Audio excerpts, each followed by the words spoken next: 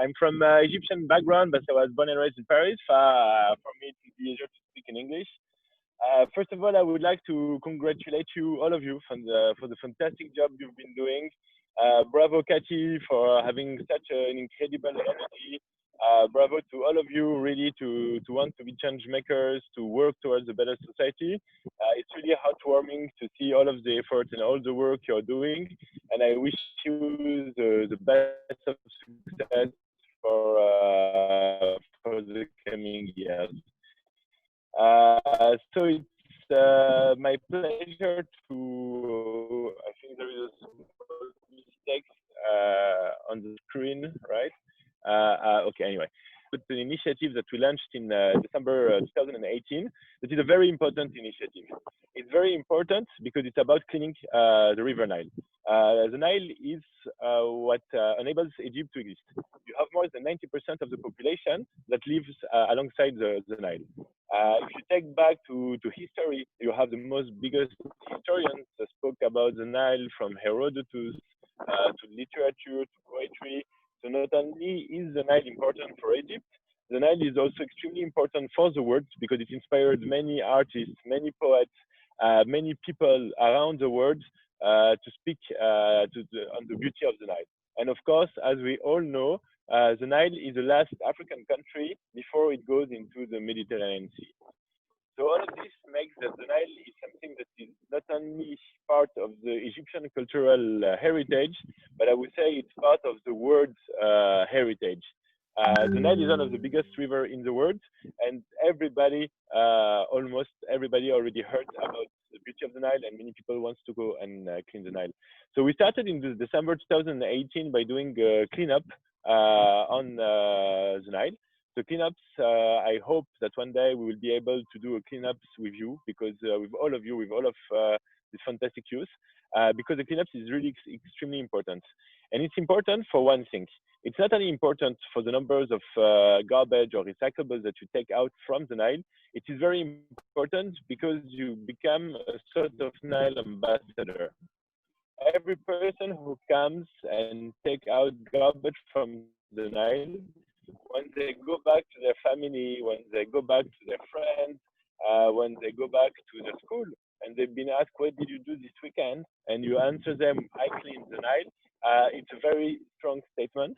It's a very important statement because it shows not only among your friends, among your community, on the importance of keeping the Nile clean. So we did some cleanups. We organized one cleanup with Rotary. It was in Anater. But we've been doing some cleanups all over Egypt, including Luxor, including Cairo, including Minya, and other areas. So the cleanups is something very important, and hopefully once the corona will be over, we will be able to redo a cleanup with all of you.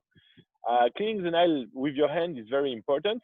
Of course, you wear the proper equipment to be sure for safety reasons, but it's not enough. So what we've been doing as well is creating a Nile cleaning boat. We are right now in the process of creating a first cleaning boat, and this is extremely important because in order to be able to be more efficient on the Nile and on the cleaning aspect, to have some tools, to have some materials, to have some boats, it's extremely important. So we are creating the first one, but our objective is not to end up there. We want to have a fleet that will be able to clean the Nile on an ongoing basis. But you know, we can keep cleaning and cleaning and cleaning and cleaning the Nile, but at a point, it's a bit like in a bathroom, right?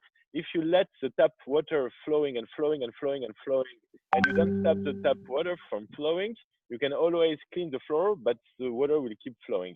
So what we are working on right now is to ban single-use plastic bags from the island of Zamalek. Why Zamalek? First of all, because it's an island.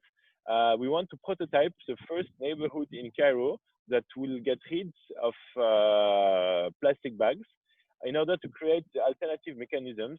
So instead of using plastic bags, you can use paper bags, you can use cotton bags, you can use reusable bags. So it's very important to understand that there is a lot of different alternatives to plastic bags. And right now we are prototyping with the island of Zamalek, the first neighborhood that will be free from plastic bags.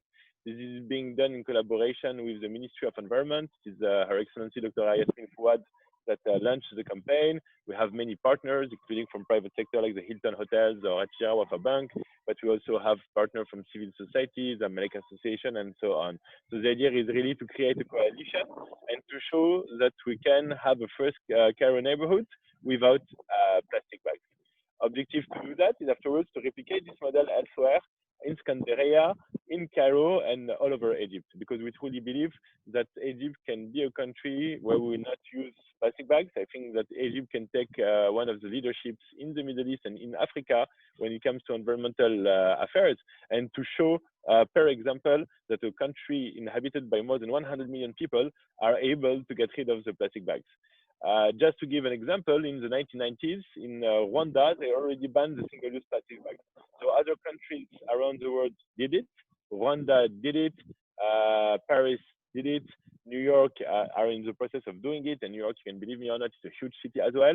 So we can really ban single-use plastic bags from the area. But we also have other projects.